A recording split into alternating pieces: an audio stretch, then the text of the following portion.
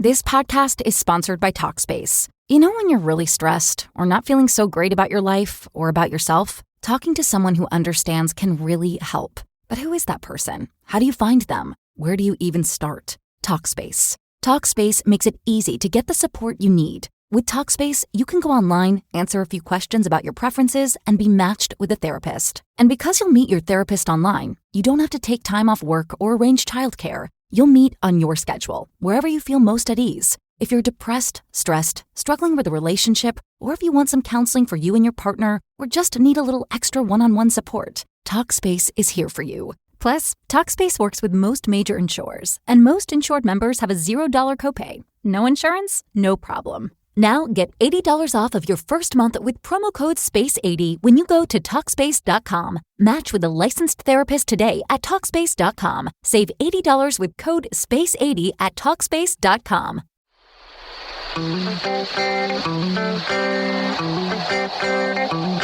Turn it up and jump in the deep end on Perspectives. Now, here's Ashley. Welcome back live to Perspectives, and I'm your host, Ashley Burgess. Tonight we're talking about affairs.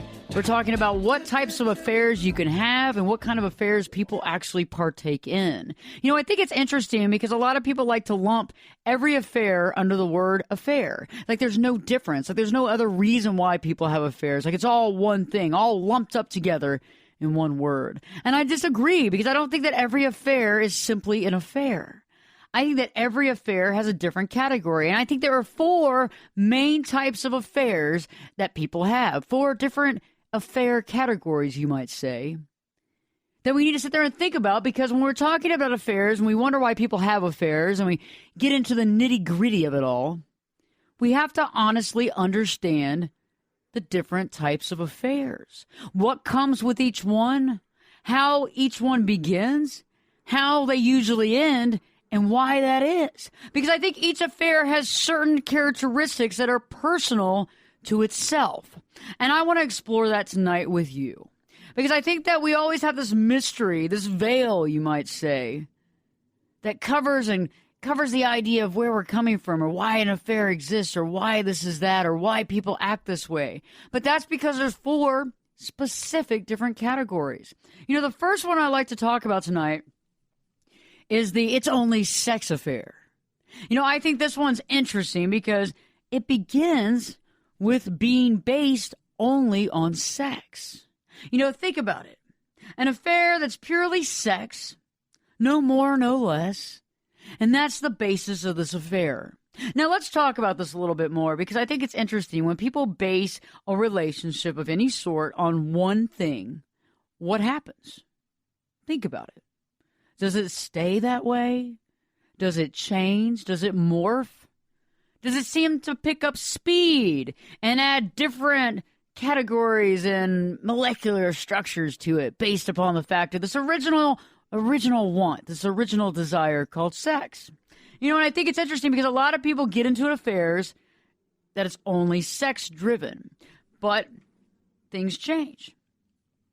How do they change? Well, they change because sometimes one person ends up wanting more than sex. One person decides that they start liking this other person. Because in the beginning, an only sex affair is based on 2 people seeing each other as objects. They objectify each other. That's it. This person serves a purpose. And this is why we're here together. And other than that, there's no other reason to be around this person. However, that usually does change. I know that I've talked about this on past shows, and if you want to listen to past shows, you could go to Spreaker or iTunes, or just go to ashleyburgess.com and listen to the last 230, 250 shows. But I know I've talked about this when it comes to men and affairs. Men who have an affair, usually it's not until the 3rd or 4th time in bed that they start having a little bit of an emotional tie. Now, the opposite exists for women. Women usually, there's only a few small 1% of women out there that can have sex and have no emotional ties whatsoever. And there's some people out there I know right now going, well, that's not true for me. Well, let's be honest. I'm talking about conscious and subconscious ties. I'm not just talking about what you're allowing yourself to see. But I'm also predicting the fact that there are some things that you have compartmentalized.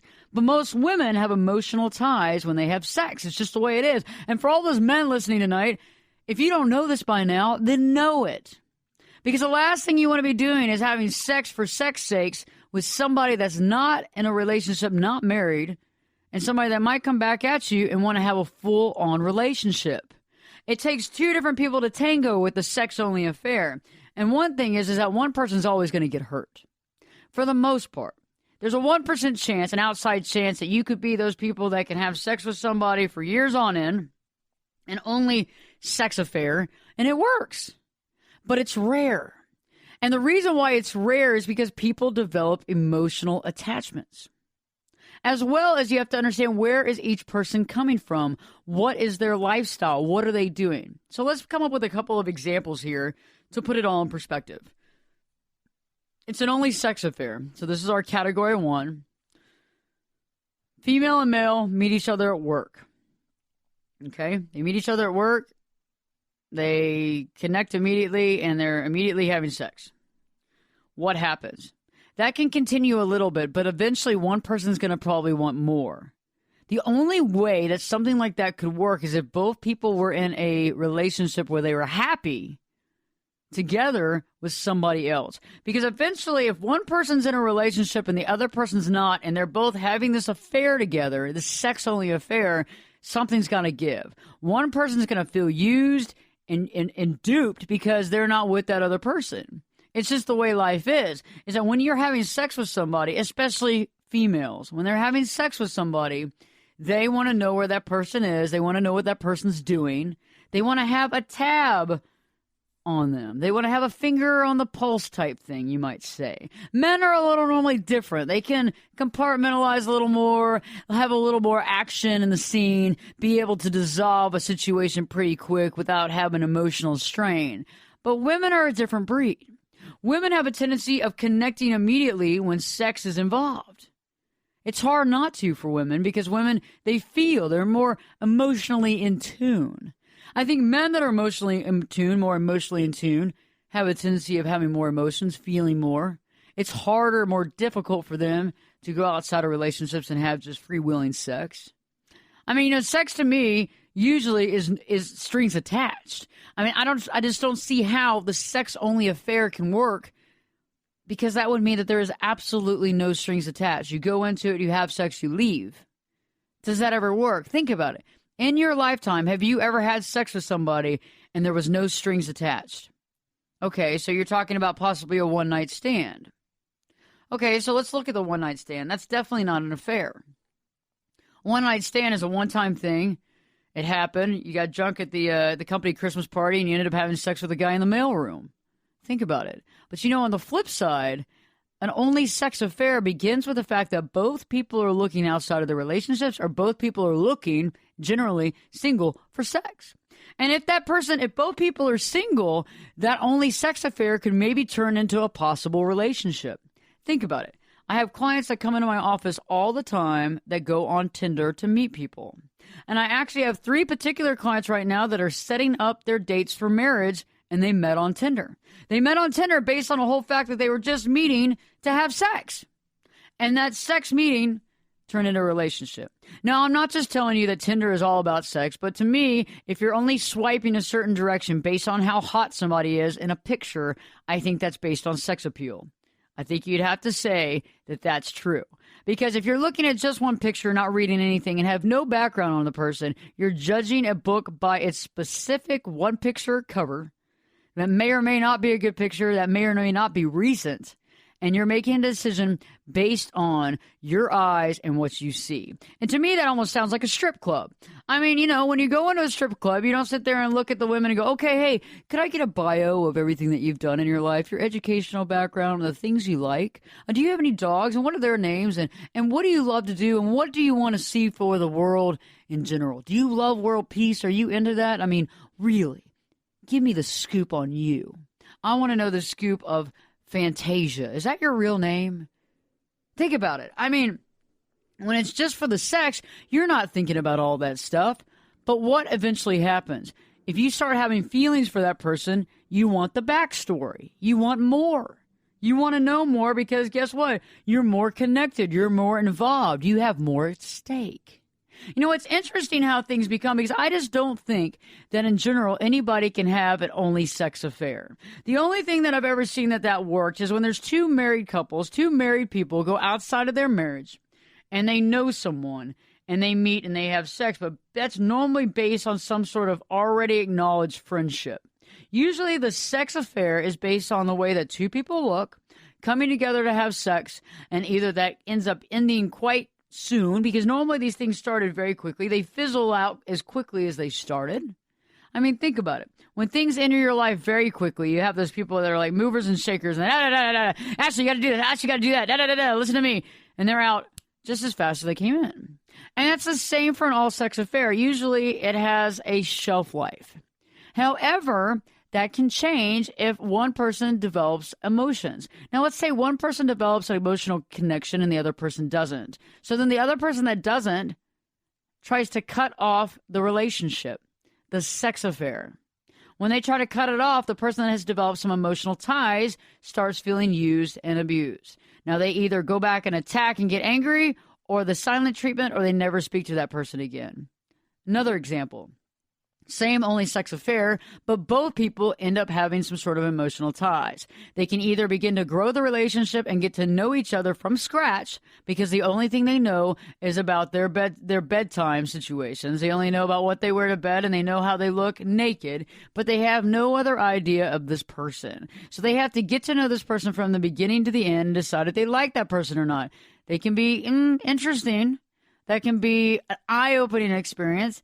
And sometimes you'll realize that you wish you just kept it sex only. But you know what? That's an option. Some people get married, have a one-night stand, and end up staying together and getting married, while other people, it's a terrible breakup. So I don't know if really a sex-only relationship can honestly work. I know people that have tried it. But I think we have to kind of look at different categories of affair and see what's up. Because I think it's a great idea in the beginning when people say, I just want to have an outlet, I just want to have sex. But is that honestly attainable? Can you have an affair and just have sex and being able to go home and let it go? I don't think so. I think our mind starts playing tricks on us. We start getting emotionally involved, or we want to end it because we get scared because maybe we have different emotions. When we return, we'll be talking about the other three categories of affairs and what you need to know about affairs tonight. So stay tuned because Perspectives with your host, me, Ashley Burgess, will be back in 2 shakes. This podcast is sponsored by Talkspace. You know when you're really stressed or not feeling so great about your life or about yourself? Talking to someone who understands can really help. But who is that person? How do you find them? Where do you even start? Talkspace. Talkspace makes it easy to get the support you need. With Talkspace, you can go online, answer a few questions about your preferences, and be matched with a therapist. And because you'll meet your therapist online, you don't have to take time off work or arrange childcare. You'll meet on your schedule, wherever you feel most at ease. If you're depressed, stressed, struggling with a relationship, or if you want some counseling for you and your partner, or just need a little extra one-on-one support, Talkspace is here for you. Plus, Talkspace works with most major insurers, and most insured members have a $0 copay. No insurance? No problem. Now get $80 off of your first month with promo code SPACE80 when you go to Talkspace.com. Match with a licensed therapist today at Talkspace.com. Save $80 with code SPACE80 at Talkspace.com. Turn it up and jump in the deep end on Perspectives. Now, here's Ashley. Welcome back live to Perspectives, and I'm your host, Ashley Burgess. Tonight we're talking about the 4 different categories of affairs, what it means, what they mean, and what happens within all 4. You know, we've been talking about the only sex affair, and I think that's a clever one because I don't know if it necessarily works because it usually begins with both people looking for some action. You know, sometimes this relationship can work only for sex, but I think very rarely. I think ultimately one person may like the other person more. Someone may begin to have feelings, but sometimes this can work. You know, this affair of only sex often can work with 2 married people going outside of their marriage for sex. One big concern, however, both people must be happily married. I know I mean by happy that the marriage itself is wonderful. They're good friends. They love each other, they often have children, and they're missing out on one thing. I'm not condoning affairs right now, however. I want everybody to realize this. This is usually the only way that an affair can work without two people getting a divorce, however. But I rarely feel that the sex-only affair really ever lasts like that. I think that for the most part, it either turns into something or it fizzles out as fast as it started. I think that most sex-only affairs maybe last 3 to 5 times, 3 to 5 sexual encounters. I mean, I've heard from some of my clients that they can last for years. However, I don't think that's sex-only. There's more to that relationship. They're getting more emotional help and more emotional kind of inclusion to the sex. So let's talk about category 2, the second type of affair that you can have. Revenge affair. The good old revenge affair. Good old devil's eye. You know, revenge affair is a very interesting thing. It's like, he did it, now it's my turn. And, you know, I know a lot of people listening tonight have either been in the position where they found out that their spouse was having an affair, and it can be quite painful. And in that situation, you want to get revenge. It's your time now, honey. Watch me now. It's my time to have an affair. And I've had clients that have come in here and their husband or their wife have cheated, and they caught them. Usually they catch them cheating. And it's a very painful situation. And the spouse decides, usually they consciously make the decision. Like, they consciously think about going out and finding somebody to have sex with. And it's interesting because they are so angry and they hardly can see straight that they end up meeting somebody and they end up having sex with somebody. And the weird thing about this normal relationship is it doesn't just last for a couple of times. This tends to be an ongoing cycle. They literally either set up camp with this other person and it becomes like a 3, 5, 7 year long affair, or they go person to person. Revenge sex all across the country. And it's interesting because they're like a woman scorn or a man scorn, and it becomes this issue. But the weird thing about revenge sex is one of your keys to realizing if your spouse is having revenge sex is usually that the spouse isn't having sex with you. Revenge sex is one of those things because they're so angry and they're so furious that they're willing to put it all on the line and they don't care. And I think if you know that your spouse is having revenge sex at this time, it's probably time to have a conversation to decide to see if this marriage is going to last. I've seen revenge sex in relationships, too, non-marriage relationships, where they go out on purpose. I remember a long time ago when I was in college, and my boyfriend at the time, we were dating, and he was living with his ex-girlfriend. And I remember I went to dinner. He made dinner one night, and there was his ex-girlfriend was there, and this other girl was there. And his ex-girlfriend was like, yeah, we used to date. We don't anymore. We dated in high school. I'm now lesbian, and this is my lesbian lover. And I was like, okay. And, you know, he was my first real boyfriend. And I remember he was making dinner. He was making spaghetti and, like, chicken breast. And we're all sitting there having dinner. And I thought it was interesting because, you know, the girlfriend started talking to me a lot. And it ended up being this crazy connection and all this stuff. But she ended up coming by my house about a week later. And she told me, she's like, I'm so angry at Meredith. I'm so mad about this whole situation. You know, I want to have sex with you. And I said, well, I mean, I like that idea and all, but I'm kind of straight, you know. I mean, you know, it's just the way it is. But we ended up becoming very good friends about it. But I've realized that a lot of times in life, people get very angry with what somebody's done to them. And instead of confronting that person, they want to basically fight it out in bed with someone else. And, you know, it's interesting because revenge sex is one of those things that you hear about a lot on TV. You hear about it a lot on certain dramatic sitcoms, not dramatic sitcoms, but dramatic shows. Like, you know, the husband and wife are married, and then the husband ends up falling in love with the wife's sister, and then they have this sordid love affair, and then he gets her pregnant, and then all heck breaks loose, and the family finds out, and then this huge, you know, drama of a divorce takes place, and the family's broken apart at the seams, and, you know, you see that a lot on Jerry Springer. Oh, and then the man had sex with my sister. I couldn't believe this happened. But it's not only regulated to those situations. This happens in real life. People are having revenge sex as we speak because they don't want to step up to the plate and tell their spouse or tell their significant other what they think and how they feel. It almost like it gives them a chance to act out. I mean, on a low scale, not on the same scale. It's not the same equivalent. But it kind of reminds me of Halloween. Halloween gives good girls the ability to walk around like a slut. Okay? Halloween gives good girls that have a good reputation the chance to dress like a slut and act like a slut for one night. The same thing goes for revenge sex, I think, too. Because you got this revenge sex thing where they're so angry and they're so mad they can't even see straight that they decide that they're going to have sex with whoever comes around. And I think it's interesting. If you know anybody that's involved with revenge sex right now, you know that they're not really thinking that straight. They just want to get their just due. But it's funny how they seem to go way over the caliber. You know, I had a client that came in the other day and we talked about it. And I said, you know, the thing is that your husband had an affair. He had sex with a woman twice. And you're hanging out with this man 4 days a week. Not giving any attention to your husband. I mean, what's the reason for being married at this point?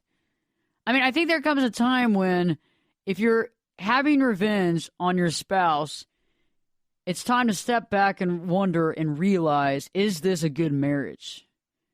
Is this where I want to be at? I mean, even enemies normally don't take revenge on each other. Think about it. Revenge is a tough thing. I mean, sometimes in this situation, it's good to cut ties. The best thing to do is to communicate, to explain the situation, to get mad. You're allowed to get mad. You're allowed to say how you feel. I mean, in order to be authentic and truthful, you have to let other people know where you stand. And if you're hiding your emotions constantly and not being true to your emotions, not being true to your environment, not telling people how you feel and where you stand, that's not a good thing. That's not good for anybody. You're going to constantly not feel good, be in a bad mood, be upset.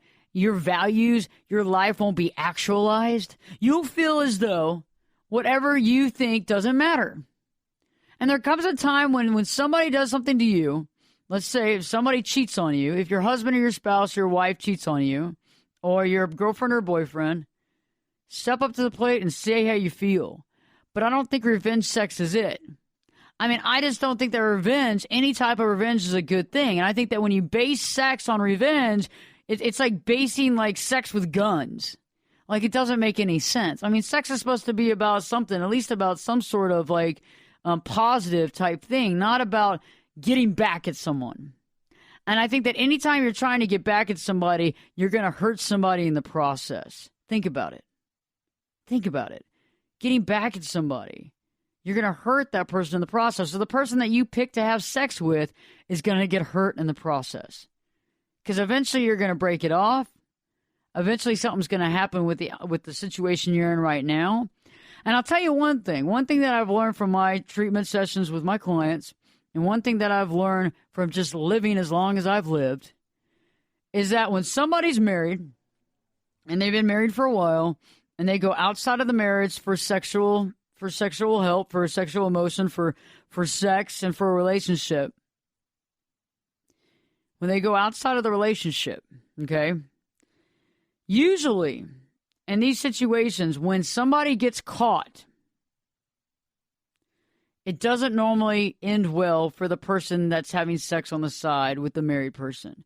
Usually the married person, if it gets caught and they end up getting a divorce or what have you, or they end up severing ties, usually that person's not going to get back with the person they were cheating with. And I can't really explain why, but I kind of can. Most people don't want to associate their future with screwed up stuff that they did in the past. If they feel any sort of remorse, or they feel that you or the person they had sex with led to any way of them leading to the divorce that they necessarily didn't want at that exact time, then you're part of the problem, not part of the solution. And so that's where a lot of people get really hurt, is because they're banking on this person to come with them. They're banking on this person to end up probably leaving their marriage. But the person might leave the marriage, but they're not going to leave it for them. And even if they do leave it for the person that they're having sex with on the side, you have to admit that if you are having sex with somebody behind their spouse's back, you have to wonder, how long is this going to last for you? Does this person look often? Do you happen to be the golden goose? Think about it. And I mean, sometimes it works out perfectly. Sometimes you're it. You're the one. But I think there has to be more in the affair than meets the eye. And I definitely don't think that it begins with a sex-only affair. And I definitely know that it normally doesn't ever work for a revenge affair.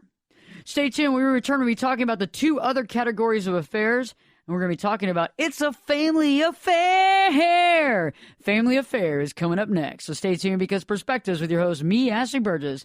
We'll be back in 2 shakes.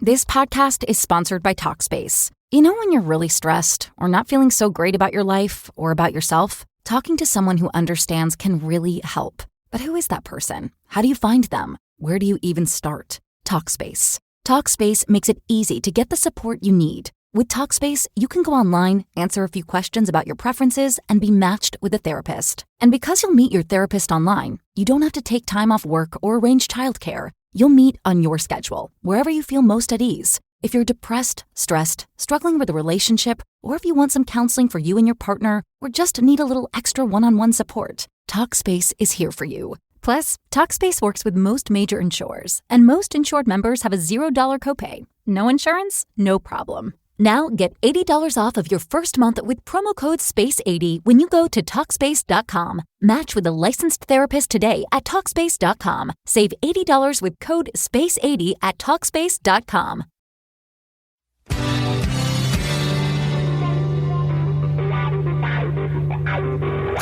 This is Jake Busey, and you're listening to Perspectives with Ashley Burgess. Welcome back live to Perspectives, and I'm your host, Ashley Burgess. Tonight we're talking about the 4 different types of affairs. Interesting. You know, a lot of people think that affair is an affair is an affair. It's a dime a dozen, it's the same thing, but it's not true. There's 4 different specific categories, and we're talking about those tonight. Right before the break, we were talking about the second category, the revenge affair. And you know, like I say, there's really never any good revenge. I mean, when was the last time that you took part in revenge and it ended well? I think that the last thing you want to do is to incorporate sex and revenge together because I think that there's going to be a sad assault. I think that the person that's involved that you have revenge of sex with will be the person that gets hurt. So let's talk about the third category of affairs. It's in the family affair. It's in the family. You have a family affair. And I know you sit there and you say, that is so Jerry Springer, Ashley. My God, I can't believe you're bringing that to Perspectives. But this is true. It happens all the time. How many people do you know? And I mean, I'm sure a lot of people don't come out and just tell you, oh, yeah, I had sex with my wife's sister. Or I had sex with my husband's brother. I mean, yeah, I know we hear it all the time on talk shows, specific talk shows. And I know that. I get it. But there's got to be people that are having them. And I'm sure more than you think. I mean, think about it. You go to a family event. You see your wife's sister. She's looking really fine. Y'all are having a pool party. She's looking good. You start making little idle chit-chat, you know, having a little talk here and there. You know, maybe little bit to drink here and there. Maybe one person gets a little flirty. Little flirty, huh? Little flirty, you know, fanning up the skirt a little bit. And there's a little flirt going on and a little beer, a little alcohol being drank. And you know, next thing you know, you start getting a thought. You start thinking about your wife's sister. And you know that's not the right thing to do. You know that that's not right. You know that in the back of your head that's not a good thing to do. But you do it anyway. We're human. It happens. I mean, heck, there are people that are having sex with their own relatives. I mean, on their own family, not on the married family. We're not going to talk about that tonight. Perspectives is above that, okay? We got to draw the line somewhere tonight. However, think about it. That happens a lot. I mean, I know some people that actually had sex with their husband's brother. And on top of that, they were twins. The brother and the husband were twins. That gives another touch to it. Gives another angle to it. So what makes it different? A family affair, that is. Well, I think it makes it a lot different. I mean, first of all, this relationship is doomed for honest and utter destruction. I mean, this has got to be the worst affair you possibly could have because not only are you having an affair, but you're keeping it in the family. I mean, a dog knows that they don't want to poop in their own backyard, so they use the 4 corners of the yard, and they hope that mom and dad is nice enough to pick up the poo because they don't want to walk in it. They don't want to track it in the house. Most dogs do not like the smell of their own poo. They don't want to walk in it. It's not something they like. let's think about that in terms of our life. I mean, I know that we have friends that have a tendency of poo-pooing in their own yard. We have them. We all have that crazy friend that does the craziest stuff. I mean, you kind of laugh about it, but then you kind of go, oh, that's a little too close for home. And you overhear these stories when everybody's had a little bit too much to drink, I was hearing a story the other day with some friends. I can't name any names, point fingers, or name names or point fingers, but I can say one thing. Everybody had a little bit too much to drink. And one of my friends was talking about an affair that they had. And it wasn't currently going on, supposedly. But it was a family friend.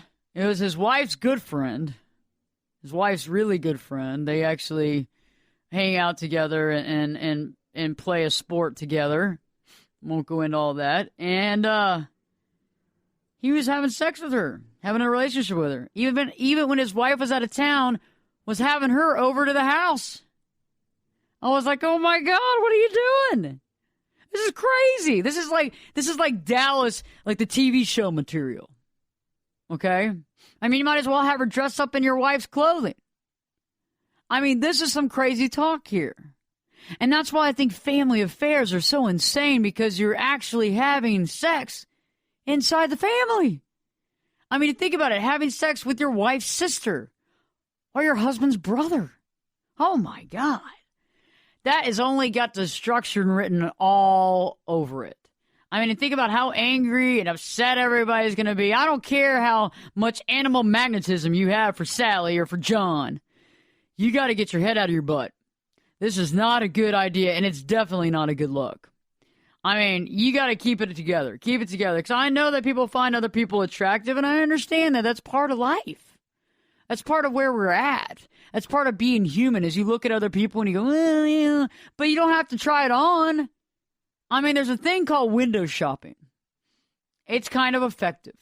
There's a thing called window shopping, and I know it's not always as fun, but I'll tell you, it's less drama. I mean, at least nobody's going to kick your butt for window shopping. At least nobody's going to get divorced with you over window shopping. Right? I mean, seriously. I mean, some people, the risks they take to get off, pardon my French, is insane. I mean, give me a break. Who does that? But you know what? If you are currently in the situation and you feel unable, you feel like you can't break it off, think about it. Think about why you're doing this. Why are you in the situation in the first place? What draws you to this person? Is there something specific about them that draws you to them? Is there something specific about them that's endearing to you? If that's the case, then let's try to harness on that, and let's try to break the sex cycle. If it's just the fact that you want to have sex with this person, I mean, this can only lead to destruction. I mean, you got to call it off, and you both have to do it, because you both know it's not the right thing to do. I mean, when we live a lie, it's one thing, but when we live a lie that you know that it can be painfully destructive to all parts of the family, it's not a good thing. And I know that sometimes you get into these situations and they're so fast and they start off and it's just so crazy and it's like an earthquake. It just happens and you're, oh my gosh, you get all wrapped up in it and you get whisked away into the whole feeling and the emotion and you get so drawn into it that you just have that whirlwind of emotions. But yet you got to stop and sit there and say, okay, what am I doing with my life? What am I trying to get out of this? And does this make any sense? Because if you're just bored, you got to find another hobby. You know, let's talk now about the fourth category, the fourth type of affair. The fourth type is the roughest type. It's the most critical type. It's the one that can normally get to everybody. It can definitely get under your skin, and it can change your life. It can change your whole life. It can change everything in a split second. It's called the mind-body affair. The mind-body affair is the whole package. When you meet somebody and you love their mind and you get along and you're consciously hanging out and you're talking and you're able to communicate with one another and you have amazing conversations and you get deep and you get very interested and you can communicate and you have a great open communication and the sex is amazing. Oh, the double threat affair. This is the one that gets most people. This is the one that most people, when they get into, either do one of two things. They either stay with their spouse and think about this affair for the rest of their life, or they leave their spouse and connect with this person. There's two sides to that coin. The reason some people get into this type of relationship, this type of affair, is I don't think they ever meant to. I don't think they ever mean to go out there and meet somebody that has all this going on. I think that sometimes the sex only, right? The sex only can lead to the mind-body affair. I think that sometimes friendships, when left unchecked, can lead to a mind-body affair as well. Think about it. Friendships that you've known for a long time, people that you hang around all the time, and then one night something just a little different happens. Long silent pause. Interesting. Things change. And you might have been friends with this person for years. And now the sexual component is added in. And you've always been easy to talk to, always able to communicate, always entertaining, always fun, always having a great time. And then you add the second dimension in. What happens next? And I think that's interesting because when people go through the mind-body affair, it normally scares the crap out of people. Because they were expecting just to have some sex, just to have a little bit of fun. I wasn't in it for the long haul. I thought there was more to it. But I think a lot of times this happens from work components, people at work that you're close to, and this happens from friends. I don't think that you just go into having just a sexual relationship and this takes place. I think it can morph into that. But I think usually in these affairs, it starts as a friendship. It starts as a long-time knowledge of the person. You're around them often. You know them. You actually have inside jokes. You laugh. And this can become the mind-body affair. And this is the whole package. Way different from the sex only. Completely different from revenge. And completely different from a family affair. I mean, honestly, this is the one that can cause a divorce. This is the one that can cause somebody to wonder for the rest of their life if they made the right choice. And I think that we have to step back in the situation, though, and realize that when it feels like that, is it honestly that? Because the mind-body affair can feel like the whole package, right? It can feel like everything is right there.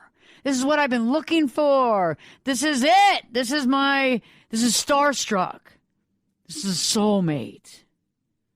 But yet you're not living together. You're not dealing with the woes of life. You're not dealing with a real, honest relationship because you can always go home, back to your spouse, and they do too.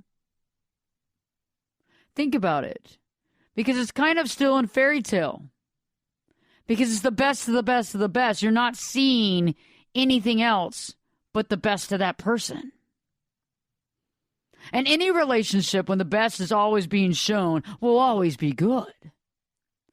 I mean, you have to think about it. What happens when the chips are down? What happens if you've been married for 10 years? Is it going to be the same? And I think that you can't compare apples and oranges because you never know. That particular relationship could last for a year. You don't know. And so when you take the risk and have a mind-body affair, you have to weigh the pros and cons. And you also have to think about your current relationship. What is offered in that relationship? But better yet, can you take the energy that you're harnessing in this affair, put it into your existing relationship, and can you better that relationship? When we return, we're going to be talking about the reasons why people have extramarital affairs and affairs. We're going to talk about that. We're going to talk about the 6 reasons why they have affairs and what to be aware of. So stay tuned because Perspectives with your host, me, Ashley Burgess, will be back in 2 shakes. This podcast is sponsored by Talkspace. You know when you're really stressed or not feeling so great about your life or about yourself? Talking to someone who understands can really help. But who is that person? How do you find them? Where do you even start? Talkspace. Talkspace makes it easy to get the support you need. With Talkspace, you can go online, answer a few questions about your preferences, and be matched with a therapist. And because you'll meet your therapist online, you don't have to take time off work or arrange childcare. You'll meet on your schedule, wherever you feel most at ease. If you're depressed, stressed, struggling with a relationship, or if you want some counseling for you and your partner, or just need a little extra one-on-one support, Talkspace is here for you. Plus, Talkspace works with most major insurers, and most insured members have a $0 copay. No insurance? No problem. Now get $80 off of your first month with promo code SPACE80 when you go to TalkSpace.com. Match with a licensed therapist today at TalkSpace.com. Save $80 with code SPACE80 at TalkSpace.com. Get in here. You're listening to Perspectives with Ashley Burgess. Welcome back live to Perspectives, and I'm your host, Ashley Burgess. Tonight we've been talking about the 4 categories of affairs. And right before the break, I was talking about the mind-body affair. That's the toughest, the roughest, the one that's just the ultimate. For some people, the one they never want to find. For other people, the one that they're looking for. I mean, when you're in a relationship and you end up having a mind-body affair, this is a quandary. What do you do? I mean, we start comparing apples and oranges, and it's funny how the human condition seems to not be able to love 2 people at one time because it's always wanting to compare and contrast. So when somebody has a mind-body affair, they start finding faults with their spouse. They start trying to find faults with the affair. And I'll be honest with you, it ends 2 ways. One, actually 3 ways. It can continue for a long period of time and eventually put a rift between both relationships. 2, the person that's having the mind-body affair ends up divorcing their spouse and gets with the person they had the affair. Now, it can either work very well and they've met their soulmate, or it could be an illusion and they're going to get divorced again when they meet their new mind-body affair person later on. Or the other person decides to step up to the plate and decides, I'm not going to divorce my spouse. I'm going to end this relationship, however, and I'm going to try to work within my relationship and try to make this work. However, every other day I'm going to probably think about this person in the back of my mind and wonder how they're doing and what would have happened if I would have married them. All of this is a can of worms that has opened up when we begin to have affairs. So let's talk about the reasons why we have affairs, the reasons why people have affairs in the first place, because we have the 4 categories. We know what they are. We know that it's only sex. It begins with only sex. We know that it's revenge affair. We know it's a family affair. And we know it's the mind-body affair. So let's talk about the reasons why we have affairs. The first reason is we're looking for something. We are honestly looking for something. Something's missing in our life, we feel. And we want to fill that void. How do we do it? Instead of looking within ourselves to try to figure out what we can do to fill our own void within ourselves, we look outside of ourselves and find someone else who can. It's like when you have a void and you're dealing with some issues, and instead of trying to figure out the real issue, you just eat more. That bag of cereal, that box of cereal, all that stuff looks good. That big bar of chocolate, that looks good too. You know, maybe instead of eating, maybe I drink my way to happiness. For some of us, finding someone else might be the missing key. But I think a lot of times we cut ourselves short when we do this because we confine it into an affair. I mean, I think that when we're looking for something, we need to first look within ourselves and figure out what's really honestly missing, if anything. Because I think that when we add an affair to the situation, we add chaos. We add another dimension, another layer. We add a lot more drama. Is that what's missing in your life? Do you feel like you're missing out on drama? Do you feel like you're missing out on things that you don't want to miss out on? I mean, I understand that when you watch TV, we start wondering, man, my life seems boring. My life seems not so great.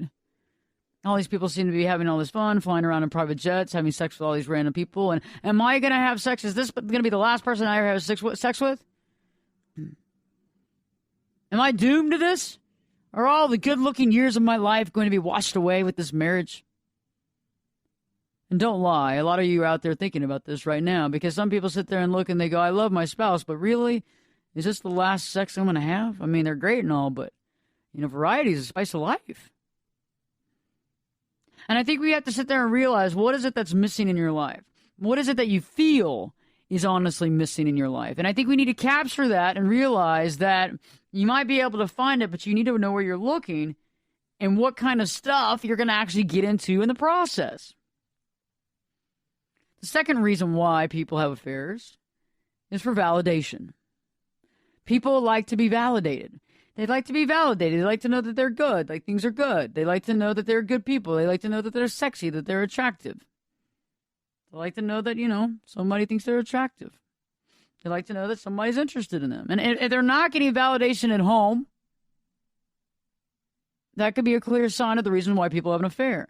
Maybe they need more validation. Maybe they're getting validation, but it's not enough. Maybe they need more. And, nobody can sit there and say how much validation is the right amount of validation for somebody. But I think you have to look within yourself and realize that you, too, can validate yourself. It's not all about other people validating you. You can do the same.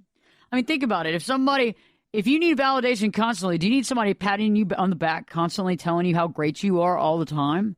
If you do, what do you do when nobody's around? I mean, sexual validation is a good thing, especially if you're not getting a lot of it. But maybe it's time to step up to the plate and ask your spouse what's going on. On the same coin, you can get validation from yourself.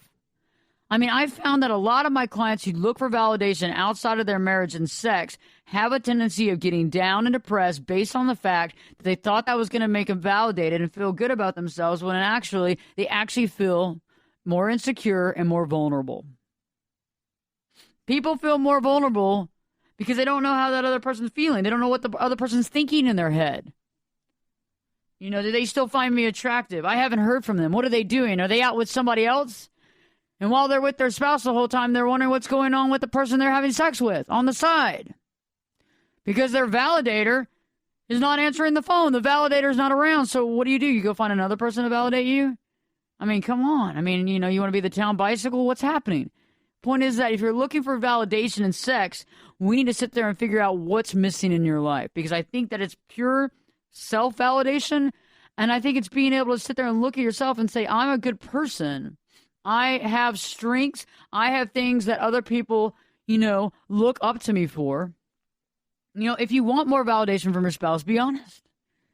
I mean, unless things have totally changed since the time that you got married, I think there's something to think about that. I mean, unless the spouse has completely changed, doesn't show love as much, is more reserved, doesn't seem to want to have sex very often, it's become kind of an issue. I think it's time to sit down and have a conversation. And I think there's definitely a way you can have the conversation in a conscious, nice, happy, truthful way. I don't think that you have to throw things in their face and yell and scream at them, but I think in the same dynamic, you have to be honest. I mean, if you're looking around looking for sexual validation, we need to think about why. We need to figure out what is missing.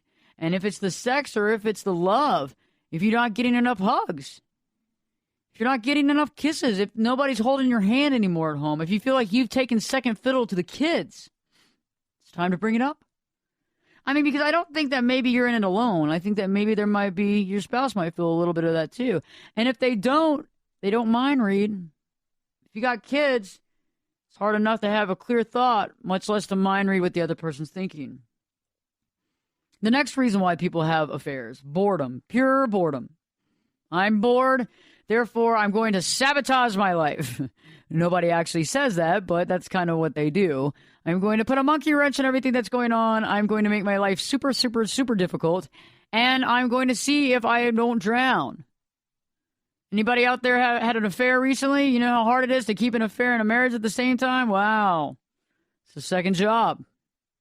You put yourself on the back burner because you're always having to worry. You got one person to take care of and another person to take care of. Both people normally very different and sometimes funny enough, sometimes extremely like.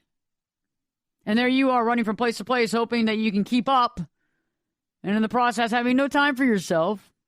But you know what? You're no longer bored. Your work is suffering and everything else is suffering, but the boredom's gone.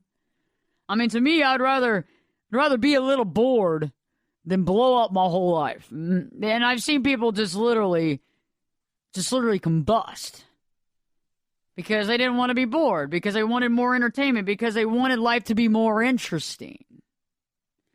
An affair does add interest. It adds another component to life. It makes things more sizzling, more enticing. But how good is that on the psyche? How good is that to your lifestyle? And you can check boredom as well. Like, I'm not bored. I'm very, very, very overworked. But I like it, and I like doing what I do. And I love helping my clients, my patients, and I love being on the air and talking to the world and giving insight and perspective because it matters to me, because I want to better the world, and I want other people to understand and to know that they're not alone. And this is one of the main reasons I did this show, is that there's a lot of people out there that have questions, but they can't ask them because they don't want to be judged. They're scared of being judged. I mean, your friends, if you told them that you're having an affair, your friends might go crazy.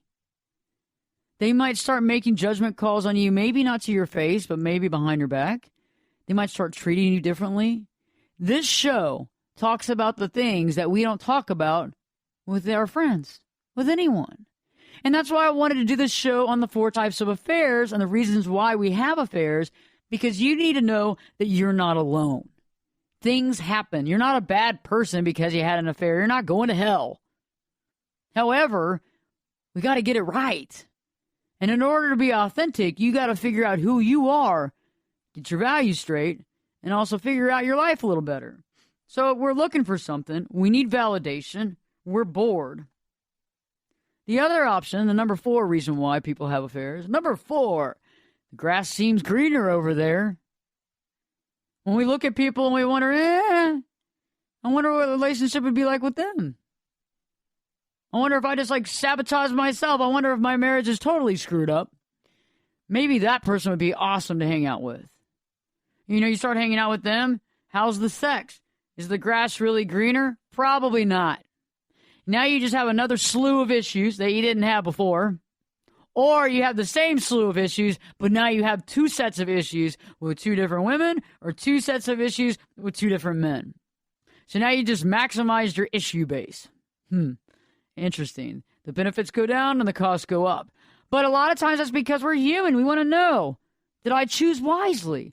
Did I choose poorly? The 5th reason why we have affairs is that we feel currently unloved in our current situation. When we are feeling unloved and uncared for, we go look for someone who loves and cares for us. And I think this is the number 1 reason why people have affairs, is they don't feel loved. They don't feel cared for. They feel kind of kicked to the curb. Maybe they feel that, there's not enough time in the current relationship to be loved. Some people just want a lot of love, and I'm not talking about y'all out there that need a lot of love. I'm not talking about that. I'm saying sometimes in current relationships, when you're feeling dismissed, unloved, unrequited, can lead someone to start thinking about greener pastures, perhaps meeting someone that can love them. And if you're in a marriage right now and you feel like you haven't really been loving or showing your spouse you love them, start doing it. Don't take your spouse for granted. Don't sit there and think that they're always going to be around, because they might not. And I'm not trying to be an alarmist here, but a lot of times we take for granted what we have, and it's not a good thing to do. Show your spouse you love them, even if it's 10, 20 years in, 30 years in. Show them you love them and you care. Be there for them. Because that could be the difference between them going out in an affair and having an affair and them not. That's important, because when people aren't feeling loved, they go outside of the marriage. And last but not least, number 6, they want to have more sex. One of the biggest reasons why people have affairs is because they don't feel like they're getting enough sex at home and they want more sex. Most people see sex as love, and so that kind of interchangeably goes with that, is that they're feeling unloved. More men than women feel that if they're having less sex, that they're being unloved. And so if they're having less sex, they might feel unloved. They feel like you don't care. And so remember that. Remember, if you don't want your spouse going outside of the marriage, maybe it's time to reevaluate your sex life. And I understand 20 years in, it's not all new and cool. I understand it's not all the latest, greatest. I mean, y'all can remember back to before you were married, how crazy y'all were in sex and in bed. Crazy adventurous stuff back then. I know that it might not be the same as that, but you can work to create more of a positive environment to getting together and having more sex and more relations in your life, because it's important. Because you know what happens is if they can't get it there, they'll get it somewhere else. I mean, it's the same as you go into the store. If they ran out of milk, you're going to go to another store if you want milk. Think about it. And it might not happen overnight, but when someone feels unrequited and not getting what they want, they might look outside the marriage. Some won't, because they're very loyal and because they're in love. However, they still might feel resentful because they're not getting what all they need. So remember, a marriage and a relationship is a two-way street. You give and you get. You give and you receive. And remember that I know that as time goes by, things are not as new and as wild and as crazy as they were, but you can still make it fun. And remember that this is a judgment-free zone. Perspectives has always been that way. And if you have any questions or thoughts, go online to ashleyburgess.com, Ashley Burgess, BERGES.com. Go to contact page, click on that, and send me a personal email, and I will answer any questions that you have privately. Because I think that everybody needs to realize that they're not in it alone. Great show. Look forward to our next show and Perspectives with your host, me, Ashley Burgess, will be back in. I'll be back this time in 3 shakes.